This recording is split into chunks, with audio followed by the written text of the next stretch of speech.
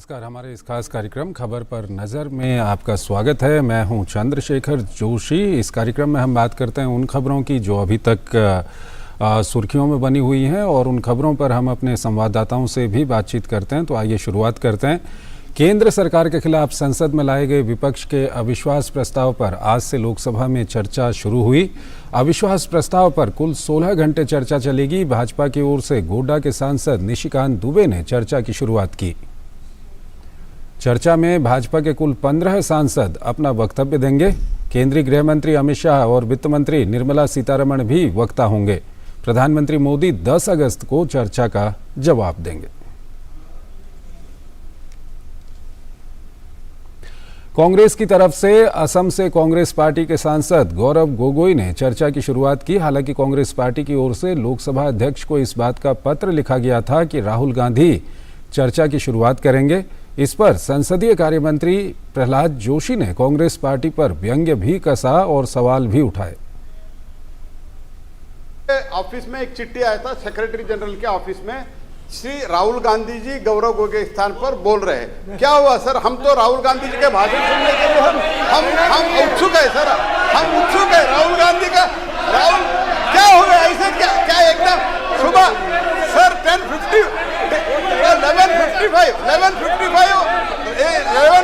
इनका चिट्ठी आया है सर। अभी 12 बजे चेंज हो गया। क्या हो गया? थोड़ा हमको भी समझ में आए सर, यही हमारा request. Let me understand what has happened sir. Lok Sabha में अविश्वास प्रस्ताव पर कांग्रेस की तरफ से गौरव गोगोई ने चर्चा की शुरुआत की। गौरव गोगोई ने कहा कि अविश्वास प्रस्ताव लाना हमारी मजबूरी है। साथ ही उन्होंने कहा कि ये प्रस्ताव मणिपुर मुद्दे पर पेश किया और मणिपुर न्याय चाहता है।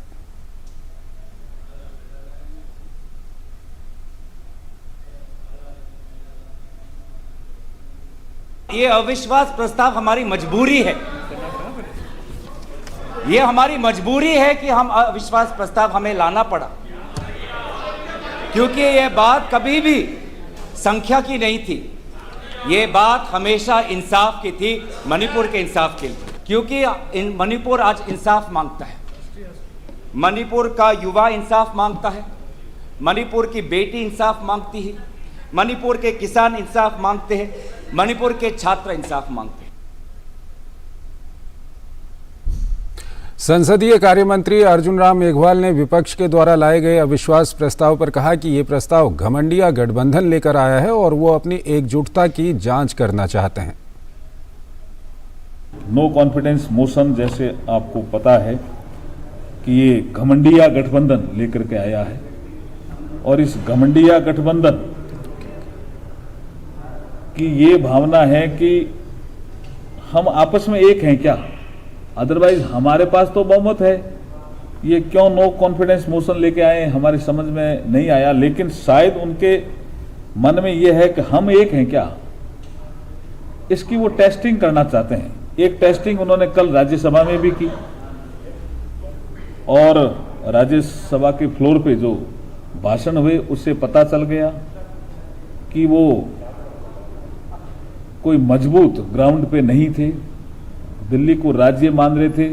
सबके समझ में आया दिल्ली संघ राज्य क्षेत्र है और ये जो संघ राज्य क्षेत्र में भारत सरकार की जो संविधान में ही जो शक्तियां दी गई है कानून बनाने की, वो विषय कल स्पष्ट हुआ और इस कारण से जितने वोट हमें मिलने चाहिए थे उससे एक वोट अधिक मिला।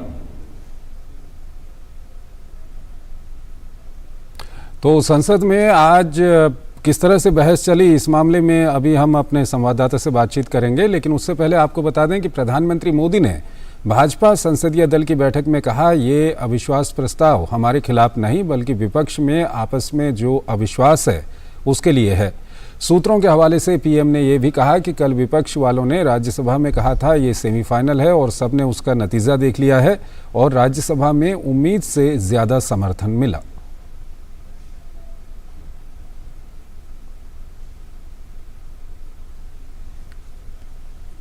दरअसल संसद परिसर में आज भारतीय जनता पार्टी संसदीय दल की बैठक हुई। बैठक की अध्यक्षता प्रधानमंत्री नरेंद्र मोदी ने की। इस बैठक में बीजेपी अध्यक्ष JP Nadda, Dharmendra Pradhan, doctor S Jaishankar, Sarbananda Sonowal और नितिन गडकरी समेत कई केंद्रीय मंत्री शामिल हुए। ये बैठक आज लोकसभा में अविश्वास प्रस्ताव पर चर्चा से पहले आयोजित की गई। केंद्रीय संसदीय कार्य मंत्री अर्जुन राम मेघवाल ने बैठक के बाद कहा कि प्रधानमंत्री मोदी ने बैठक में कल यानी 9 अगस्त को भ्रष्टाचार, परिवारवाद, तुष्टीकरण, क्विट इंडिया यानी भारत छोड़ो अभियान चलाने का आह्वान किया।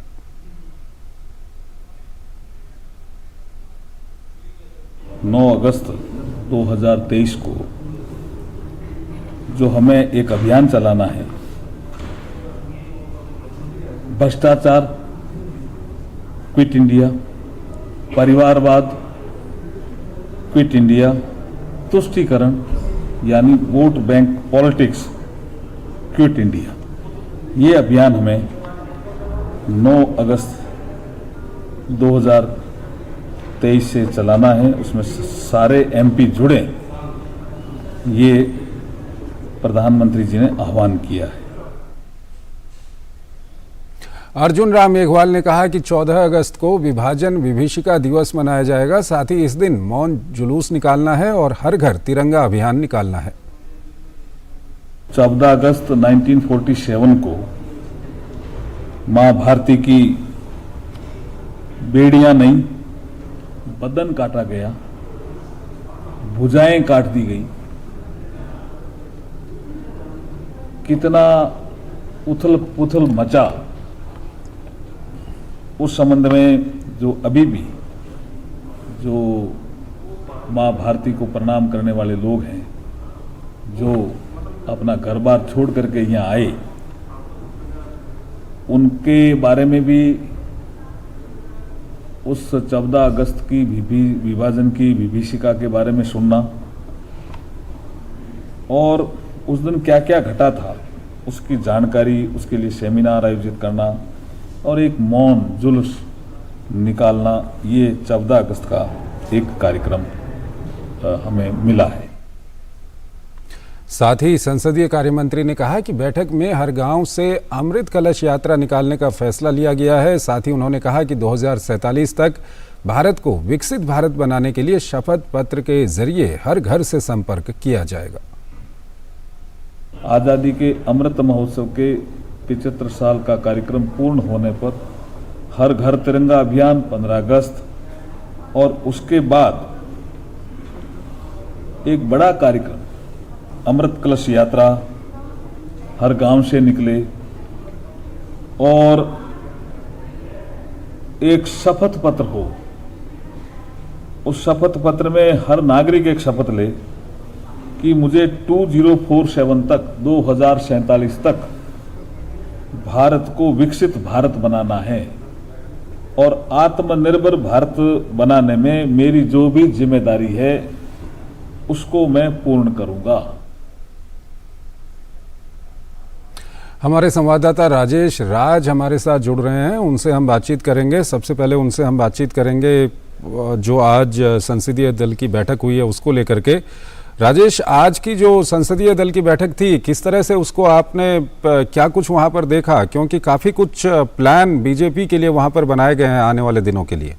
देखिए, जब भारतीय जनता पार्टी संसदीय दल की बैठक होती है तो निश्चित तौर पर संसद के सत्र में प्रत्येक मंगलवार को सुबह 9:30 बजे इस बैठक का आयोजन किया जाता है और ये एक परंपरा रही है कि सत्र के दौरान संसदीय दल की बैठक आयोजित की जाती है ताकि उसमें फ्लोर मैनेजमेंट कैसे किया जाए, कैसे सांसद सवाल पूछ सकें और कैसे विपक्ष को काउंटर किया जा सके, इस पर कहीं ना कहीं चर्चा होती है। लेकिन आज की बैठक इसलिए भी खास थी कि प्रधानमंत्री नरेंद्र मोदी जब इस बैठक में पहुंचे तो वो बिल्कुल उत्साह से भरे हुए थे, उत्साह से लबरेज थे और तमाम जो सांसद थे वो उनको सुनना चाहते थे। और हर बार जब संसदीय दल की बैठक में पीएम मोदी पहुंचते हैं तो एक शिक्षक की भूमिका वो नज़र आते हैं और अपने जो सांसद हैं उनको वो कुछ निर्देश देते हैं, नसीहत देते हैं। और आज भी वैसा ही देखने को मिला जब उन्होंने साफ तौर पर एक तरफ जहां विपक्ष पर करारा हमला बोला और कहा कि ये जो अविश्वास प्रस्ताव है यह विपक्ष को अपने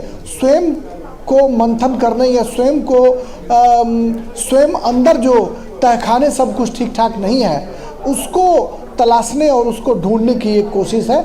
और शायद यह विपक्ष जो है अविश्वास प्रस्ताव लाकर सत्ता पक्ष के लिए एक बेहतर जो है वो अवसर मुहैया करा रहा है कि हम अपनी बात को मजबूती से वहाँ पर रख पाएँ, क्योंकि हमारे पास प्रचंड बहुमत है और इस बहुमत में अविश्वास प्रस्ताव के लिए कोई जगह नहीं होनी चाहिए। उन्होंने भारतीय जनता पार्टी के तमाम जो कार्यक्रम थे उसको बताए। उन्होंने कहा कि भारत छोड़ो आंदोलन जो है 9 अगस्त को 1942 को शुरू हुआ था और उस मौके पर कहीं ना कहीं क्विट इंडिया का उन्होंने आह्वान किया कि करप्शन क्विट इंडिया, परिवारवाद क्विट इंडिया और तमाम जो विसंगतियां हैं उन विसंगतियों की उन्होंने ध्यान दिलाया कि भारत को अब करप्शन से कैसे मुक्ति मिले, इसके लिए उन्होंने 9 अगस्त को कार्यक्रम आयोजित करने की बात की। 14 अगस्त को जो विभाजन का दंश हिंदुस्तान ने झेला था उससे मुक्ति दिलाने की उन्होंने बात करी। और हर घर तिरंगा यात्रा भारतीय जनता पार्टी का एक बेहतरीन कार्यक्रम रहा है, जिसके जरिए तमाम जो देश के युवा हैं वो 15 अगस्त के मौके पर देश भर में रैलियां निकालते हैं, मोटरसाइकिल यात्रा निकालते हैं और हर घर तिरंगा, हर घरों पर तिरंगा फहराकर एक संदेश देने की कोशिश करते हैं कि राष्ट्रवाद में विश्वास करने वाली जो ये पार्टी है भारतीय जनता पार्टी, ये कैसे देश की सेवा, अपने तिरंगा की जो हिफाजत है वो करने के लिए कैसे युवाओं का आह्वान करती है। तो कुल मिलाकर हम कह सकते हैं कि संसदीय दल की बैठक में एक तरफ पीएम मोदी जहां विपक्ष को उन्होंने करारा प्रहार किया विपक्ष पर, वहीं अपनी जो पार्टी थी उसको स्ट्रेंथन करने के लिए, लोकसभा चुनाव में जुटने के लिए और कॉमन पीपुल से जुड़ने का उन्होंने इसमें आह्वान किया। और उसी की कड़ी में जो अमृत कलश यात्रा है वह कहीं ना कहीं आम लोगों से जुड़ने का एक मजबूत आधार तैयार करेगा। लोगों से मिट्टी और चावल लेने की कोशिश की जाएगी। अमृत कलश यात्रा गांव में पहले, फिर तहसील में, फिर ज़िला मुख्यालय पर, फिर राज्य मुख्यालय पर और फिर वो दिल्ली में आकर एक बड़े कार्यक्रम के तहत उस कार्यक्रम की समाप्ति होगी। तो हम कह सकते हैं कि अगस्त का जो पूरा महीना है ये भारतीय जनता पार्टी के लिए बेहद महत्वपूर्ण है और अपने कार्यकर्ताओं को चाक चौबंद करने, अपने कार्यकर्ताओं को हर घर तिरंगा यात्रा के जरिए पीएम मोदी चाहते हैं कि वो कार्यकर्ताओं और नेताओं के साथ एक संवाद भी स्थापित करें और आम जनता से जुड़ने की जो है यह नसीहत है इन कार्यक्रमों के जरिए। राजेश, अगर राजनीतिक फ्रंट पे देखा जाए तो प्रधानमंत्री पिछले कुछ दिनों से लगातार, कल भी उन्होंने कहा था कि जितने कंस्ट्रक्शन के कार्य हो रहे हैं, जो भी बड़े बड़े इंफ्रास्ट्रक्चर बनाए गए हैं, विपक्ष लगातार उनका विरोध कर रहा है। और आज भी एक तरफ जहां लोकसभा में अविश्वास प्रस्ताव शुरू होना था, उससे पहले प्रधानमंत्री ने इस मंच का उपयोग किया विपक्ष पर हमला करने के लिए। हाँ, देखिए, निश्चित तौर पर प्रधानमंत्री की ये कोशिश रहती है कि वो विकास के एजेंडे के सहारे कहीं ना कहीं अपने कार्यकर्ताओं, अपने नेताओं, अपने सांसदों को वो संदेश दें। लेकिन जब विपक्ष उन पर बेवजह हमले करने की कोशिश करता है तो कहीं ना कहीं प्रधानमंत्री जो हैं वो आहत भी होते हैं। प्रधानमंत्री कई बार अटैकिंग मोड में आते हैं और आप ये देखना कि जब अविश्वास मत पर चर्चा चल रही है उसका जब रिप्लाई वो 10 तारीख को करेंगे संसद में दोपहर के वक्त, तब मुझे लगता है कि विपक्ष जो है उनके कहीं ना कहीं निशाने पर होगा। और जिस तरीके से भारतीय जनता पार्टी संसदीय दल की बैठक में प्रधानमंत्री मोदी ने आज जिस अंदाज में अपने सांसदों, अपने कार्यकर्ताओं को चाक चौबंद रहने की बात कही है, तो वो आने वाले दिनों में कहीं ना कहीं उसका रिफ्लेक्शन जरूर देखने को मिलेगा, क्योंकि भारतीय जनता पार्टी संसदीय दल की बैठक एक ऐसा अवसर है जहां पर पीएम मोदी अपने जो सांसद उनके हैं उनको वो नसीहत और निर्देश देने की कोशिश करते हैं और इसके जरिए कहीं ना कहीं विपक्ष पर भी अटैक करने का कोई मौका वो नहीं छोड़ते हैं। तो प्रधानमंत्री नरेंद्र मोदी के रिप्लाई का देश इंतजार कर रहा है जब वो 10 तारीख को अपना संबोधन पार्लियामेंट के अंदर देंगे, लोकसभा में, और कहीं ना कहीं विपक्ष उनके निशाने पर होगा। राजेश, अब आपसे हम बात करेंगे जो संसद में, लोकसभा में जो अविश्वास प्रस्ताव पर बहस चल रही है उसको लेकर के। राजेश, ये जो अविश्वास प्रस्ताव है ये मणिपुर को लेकर के है, लेकिन अधिकतर नेताओं को हम देख रहे हैं सवेरे से वो मणिपुर से इतर काफ़ी ब्रॉड मामलों पे वो वहाँ पर बातचीत कर रहे हैं। कहीं ना कहीं उनका ध्यान, अगर हम विपक्ष की बात करें तो ध्यान मणिपुर से ज्यादा 2024 के जो चुनाव हैं उसकी तैयारी को लेकर उनका ध्यान दिख रहा है। क्या कुछ आपको लगा, किस तरह से एनालाइज करेंगे अभी तक जो बहस हुई है? निश्चित तौर पर जो गौरव गोगोई ने जिन्होंने इस अविश्वास प्रस्ताव को लाया है और उसको लोकसभा स्पीकर ओम बिरला ने एक्सेप्ट करने का काम किया, तो निश्चित तौर पर गौरव गोगोई ने जो अपना पहला स्पीच दिया, उस स्पीच में कहीं ना कहीं मणिपुर की जो पीड़ा थी, जिसके साथ प्रधानमंत्री नरेंद्र मोदी ने मानसून सत्र के पहले ही दिन खुद को एसोसिएट किया था और कहा था कि देश में इस तरह की घटनाओं के लिए कोई जगह नहीं होनी चाहिए, और उन्होंने तमाम राज्य सरकारों से हिंसा से निपटने और ऐसी वारदातों से निपटने का आह्वान भी किया था, अपील भी किया था। तो गौरव गोगोई ने जब चर्चा की शुरुआत की तो कहीं ना कहीं मणिपुर के सवाल पर सत्ता पक्ष को घेरने की जोरदार जो है वो कोशिश की, और इसके बाद तमाम जो विपक्ष के वक्ता आए उन तमाम वक्ताओं ने सरकार पर जोरदार हमला बोलने की कोशिश की, लेकिन जो सत्ता पक्ष के सांसद थे, जो सत्ता पक्ष के नेता थे, उन्होंने सिलसिलेवार तरीके से विपक्ष को कटघरे में भी खड़ा किया। चाहे निशिकांत दुबे की हम बात करें या फिर किरण रिजिजू की बात करें, किरण रिजिजू ने बहुत ही सिलसिलेवार तरीके से बहुत अपनी लंबी तकरीरों के जरिए नॉर्थ ईस्ट में जो डेवलपमेंट के जो काम अब तक हुए हैं उसको लेकर उन्होंने विपक्ष पर हमला बोला और कहा कि कांग्रेस की जब हुकूमत थी तो नॉर्थ ईस्ट जो था वो देश के कहीं ना कहीं देश के जो प्रमुख हिस्से हैं उससे वो कटे हुए थे, लेकिन नरेंद्र मोदी की सरकार में जो नॉर्थ ईस्ट के 7 राज्य हैं, जो तमाम जो नॉर्थ ईस्ट के स्टेट्स हैं, उन स्टेट्स में जिस तरीके से नरेंद्र मोदी ने हाईवेज, रोडवेज, रेलवेज के जरिए देश की मुख्य धारा से जोड़ने की जो कोशिश की है वह काबिल तारीफ़ है। और किरण रिजिजू ने जो प्रधानमंत्री नरेंद्र मोदी का पहले से आह्वान रहा था कि पूरब की ओर देखो, उस पूरब की ओर देखो को उन्होंने कहीं ना कहीं केंद्र में रखकर अपना पूरा स्पीच दिया और विपक्ष पर लगातार हमला बोले। और विपक्ष की तरफ से अगर हम बात करें तो समाजवादी पार्टी की तरफ से डिम्पल यादव भाषण देने के लिए जब खड़ी हुई तो डिम्पल यादव ने भी अपनी बातें जो है वो रखी, और कहीं ना कहीं जो पूरा तमाम जो विपक्षी पार्टियों के जो स्पीच थे वो मणिपुर के सवाल पर ही जो है वो इर्द गिर्द घूमते रहे। लेकिन जो अन्य मुद्दे हैं, महंगाई जैसे मुद्दे को भी डिम्पल यादव ने उठाने की कोशिश की, तो अन्य मुद्दों की गूंज जो है वो लोकसभा में उठ रही है, लेकिन मणिपुर के इर्द गिर्द ही पूरी चर्चा दिखाई पड़ती है। लेकिन आपने जो कहा कि लोकसभा चुनाव के मद्देनज़र हर कोई अपनी फेस को बचाने की कोशिश कर रहा है, इसमें कोई अतिशयोक्ति नहीं है, क्योंकि जिस तरीके से हमने देखा कि कांग्रेस अविश्वास प्रस्ताव लाने का कोई मतलब जो है इस दौर में दिखाई नहीं पड़ रहा है, क्योंकि प्रचंड बहुमत के साथ नरेंद्र मोदी की दूसरी मर्तबा सरकार आई। 300 से ज़्यादा जो सांसद हैं वो भारतीय जनता पार्टी के हैं। एनडीए के सांसदों की बात करें तो कुल मिलाकर ये आंकड़ा 400 के आसपास पहुंच जाता है। तो ऐसे में सरकार के पास कोई साख या विश्वास का संकट दिखाई नहीं पड़ता है चंद्रशेखर।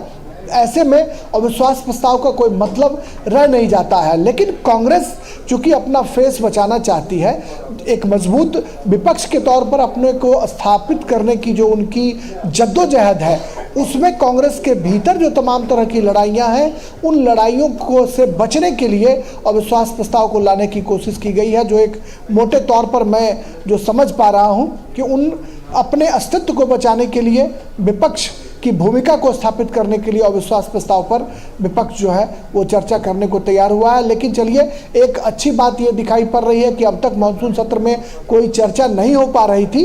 अविश्वास प्रस्ताव के बहाने कम से कम सदन में सत्ता और विपक्ष दोनों एक साथ बैठे हैं और कई बिंदुओं पर चर्चा हो रही है, तो मंथन होगा तो कुछ न कुछ जरूर निकलने की कोशिश। चलिए, बहुत बहुत शुक्रिया आपका राजेश, इन तमाम जानकारियों को हमारे दर्शकों तक पहुंचाने के लिए। और अगली खबर की ओर हम चलना चाहेंगे। हरियाणा के नूंह में हिंसा के बाद स्थिति को सामान्य करने का प्रयास जारी है। आम जनजीवन अब पटरी पर लौटने लगा है। जिले में हरियाणा राज्य परिवहन डिपो की बस सेवा बहाल हो गई है। प्रशासन सभी समुदायों के साथ शांति बहाली में जुटा हुआ है। जिला प्रशासन और पुलिस के अधिकारी लगातार लोगों के संपर्क में हैं। नूंह में आज भी इंटरनेट बैन रहेगा। किसी भी तरह की अफवाहों को रोकने के लिए इंटरनेट पर पाबंदी लगाई गई है। इसके साथ ही पुलिस आरोपियों को पकड़ने के लिए लगातार जुटी हुई है। शांति बहाली के लिए जिले में सुरक्षा बलों की तैनाती की गई है। तो नूह में सांप्रदायिक आधार पर वहाँ पर दो समुदायों के बीच में तनाव देखा गया था और उस तनाव के बाद हिंसा भी वहाँ पर देखी गई थी और उसके बाद पुलिस प्रशासन और राज्य सरकार वहाँ पर सक्रिय हुई थी और जो लोग हिंसा में शामिल थे उन लोगों को जल्द से जल्द कानून के कटघरे में खड़े करने की वहाँ पर कोशिश की जा रही है। आम जनजीवन अब पटरी पर लौटने लगा है। ये दृश्य हम आपको दिखा रहे हैं। ये आज के दृश्य हैं नूह के, जहाँ पर 2-3 दिन पहले हम देख रहे थे काफ़ी तनाव वहाँ पर दिख रहा था। लोग घरों से बाहर नहीं निकल रहे थे और अब लोग घरों से बाहर निकलने लगे हैं। हालांकि अभी भी सुरक्षा की दृष्टि से पुलिस चप्पे चप्पे पर वहाँ पर तैनात की गई है और हरियाणा राज्य परिवहन डिपो की बस सेवा भी बहाल कर दी गई है। और हमारे संवाददाता नीरज सिंह हमारे साथ जुड़े हुए हैं। नीरज, हम आपसे ये जानना चाहेंगे कि क्योंकि काफ़ी वहाँ पर तनाव था और पूरे भारत में ये इलाका सुर्खियों में आ गया था, अभी क्या कुछ स्थिति है वहाँ पर? देखिए, बिल्कुल अभी अगर हम बात करें तो आज के दिन तो कम से कम कर्फ्यू वहाँ लगा हुआ है और धारा 144 वहाँ पर लागू है और सुबह 9 बजे से लेकर और दोपहर 1 बजे तक कर्फ्यू में ढील दी गई थी ताकि लोग ज़रूरत की जो चीज़ें हैं उसको खरीद सकें। अब सारी स्थिति का रिव्यू आज रात को किया जाएगा क्योंकि इंटरनेट सेवा भी आज रात 12 बजे तक बंद है नूह जिले के अंदर। और अगर ओवरऑल देखें तो पूरे इलाके में शांति बनी हुई है और नूह डिस्ट्रिक्ट के अंदर जो भी गाड़ियां प्रवेश कर रही हैं उनकी सघन चेकिंग की जा रही है। अभी तक अगर हम देखें ओवरऑल जो दंगा हुआ था, चाहे नूह की बात करें, मेवात के दूसरे हिस्सों की बात करें, फरीदाबाद, गुरुग्राम की बात करें, वहाँ पर अभी तक 142 के करीब FIR हैं वो दर्ज अभी तक हो चुकी हैं और 305 के करीब जो लोग हैं उनको गिरफ्तार किया गया है। इसके अलावा 106 के करीब लोग हैं जिनको डिटेन किया है, उनसे जो पूछताछ है वो अभी भी लगातार चल रही है। आज कांग्रेस का एक प्रतिनिधि मंडल नूह जाने के लिए रवाना हुआ था जिसको रास्ते में रोक लिया गया पुलिस के द्वारा और पुलिस का ये कहना भी था कि ज़िले में धारा 144 लगी है, इसलिए वहाँ पर किसी भी राजनीतिक पार्टी या ऐसे लोगों को इकट्ठा नहीं होने दिया जाएगा ताकि जो शांति है वो भंग हो या तनाव की जो स्थिति है वो पैदा हो। दोनों ही तरफ से अगर हम बात करें कि जो पुलिस है और प्रशासन है वो लगातार दोनों समुदाय के जो बुजुर्ग और जिम्मेदार लोग हैं उनको बैठाकर लगातार जो बातचीत है उसका सिलसिला लगातार चल रहा है ताकि इलाके में जल्द से जल्द जो शांति है वो बहाल हो सके। हम कह सकते हैं कि ओवरऑल नूह में स्थिति सामान्य है। कल देखना होगा कि क्या इंटरनेट सेवा को आगे भी बंद रखा जाएगा या इंटरनेट सेवा बहाल हो जाएगी और इसके अलावा जो कर्फ्यू है उसकी क्या स्थिति होगी। लेकिन अगर हम ओवरऑल देखें तो नूह में स्थिति इस समय सामान्य है और संवेदनशील जगह पर पैरामिलिट्री फोर्स और जो राज्य की जो पुलिस है वो लगातार गश्त कर रही है। नीरज, कई लोग जो इस हिंसा में शामिल थे वो फरार बताए जा रहे थे, उनको पकड़ने को लेकर के क्या कुछ चल रहा है? देखिए, बिल्कुल उनको पकड़ने के लिए भी जो अभियान है वो जोर शोर से जारी है। राजस्थान से कुछ लोगों को पकड़ा गया, जैसा कि मैं आपको बता भी रहा था कि 106 के करीब जो लोग हैं उनको डिटेन किया गया है, उनसे पूछताछ चल रही है क्योंकि उनमें बहुत सारे लोग ऐसे हैं जो CCTV फुटेज हैं और इसके अलावा जो वीडियो वायरल हुए थे उनमें वो दिखाई दे रहे हैं हिंसा करते हुए, तो उनसे पूछताछ चल रही है और उम्मीद की जा रही है कि उनमें से भी कई सारे लोगों को जल्द गिरफ्तार किया जाएगा। इसके अलावा पुलिस के पास इस तरह के इनपुट हैं कि हिंसा में जो शामिल लोग हैं वो राज्य को छोड़कर चले गए हैं दूसरे इलाकों में, दूसरे राज्यों में, तो वहाँ पर भी जो पुलिस है वो लगातार छापेमारी की कार्रवाई कर रही है ताकि जो हिंसा में शामिल लोग हैं उनको कानून की जद में लाया जाए। पुलिस लगातार जो CCTV है और इसके अलावा सोशल मीडिया पर जो तमाम वीडियो वायरल हैं उनकी सघनता से जांच कर रही है। फॉरेंसिक जांच के लिए भी कई सारी जो चीज़ें हैं वो पुलिस ने भेजी है। इसके अलावा सोशल मीडिया पर भी लगातार पुलिस अपील कर रही है क्योंकि ये भी देखने में आया था कि बहुत सारे सोशल मीडिया प्लेटफॉर्म पर फर्जी वीडियो अपलोड किए गए और वहाँ पर एक तनाव पैदा करने की कोशिश की गई, तो उनके खिलाफ भी सख्त से सख्त जो कार्रवाई है वो पुलिस कर रही है और कई सारे लोगों को इस मामले में डिटेन भी किया है पुलिस ने। शुक्रिया नीरज इन तमाम जानकारियों के लिए। और इसी के साथ हम अपना ये विशेष कार्यक्रम यहीं पर समाप्त करते हैं। नमस्कार।